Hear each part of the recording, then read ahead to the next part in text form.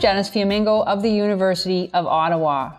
Why are campus totalitarians so successful in taking over the universities? Because they're dedicated and ruthless. Our side? Well, most of the time we don't even show up for a fight, and we definitely don't protect our own. On August 31st, my friend Professor Rick Mehta, a tenured professor of psychology at Acadia University in Nova Scotia, Canada, learned that he'd been fired. The stated grounds for his dismissal were vague and subjective. He was accused of failure to fulfill his academic duties, unprofessional conduct, breach of privacy, and harassment and intimidation of students and other members of the university community. Rick is confident, and so am I, that he has been fired because he's been a vocal critic of his university's social justice ideology. Professor Mehta happens to be of East Indian descent, so ironically, he could have made a lucrative career for himself playing the victim game, but he seems never to have been interested. For Professor Mehta, what has always mattered was helping students to think rigorously and pursue truth.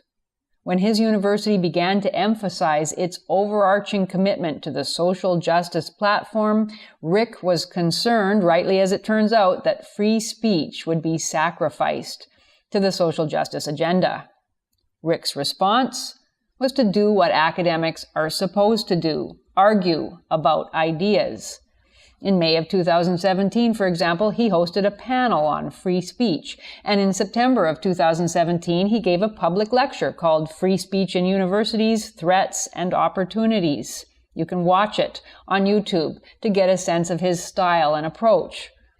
He argued on university email lists about dominant campus ideas. For example, he argued against the claim that the wage gap is due to bias against women. He also objected to his university's decolonization initiatives. These are initiatives to criticize and replace what is considered European-based knowledge.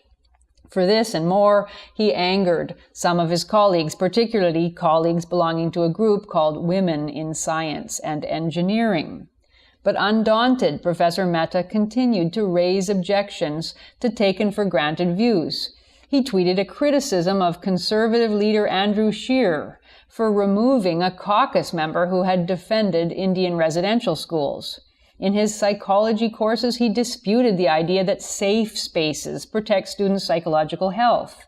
He argued against white guilt. He provided evidence that Black Lives Matter doesn't speak for the Black community. He presented evidence that identity politics creates social hatred and resentment. These and other unorthodox opinions are all now considered verboten at university. At least some people on campus secretly agree with Professor Mehta that social justice doctrines should be debated, but most are too scared to say so, and our self-protective silence makes it easy for campus enforcers to do their dirty work, which they never seem to hesitate to do. They must be feeling very pleased with themselves now. The dirty work tends to take a similar form. Attack the professor's character, call him or her a misogynist or a racist or a transphobe, or better yet, all three, and allege that the expression of reasoned, evidence-based viewpoints endangers people. A minority of Professor Mehta's students complained anonymously and without evidence or consensus that he spent too much time in class on non-class related material, and that his supposedly racist and transphobic views made them feel unsafe or were so offensive that they couldn't attend his classes. The university showed no interest in defending Professor Mehta's academic freedom or even in definitively determining whether there was merit to the allegations. After 2 very quick investigations, the university concluded that Professor Mehta's behavior had been unprofessional and harassing, and it skipped past any disciplinary actions it might have taken straight to firing. An extraordinarily harsh punishment, in my experience, given what Rick is accused of. So this is the end of a 15-year career for a dynamic and caring man with a gentle demeanor and a passion for truth. No reasonable person who knows Rick could believe for a moment that he would ever create a genuinely threatening environment for anybody.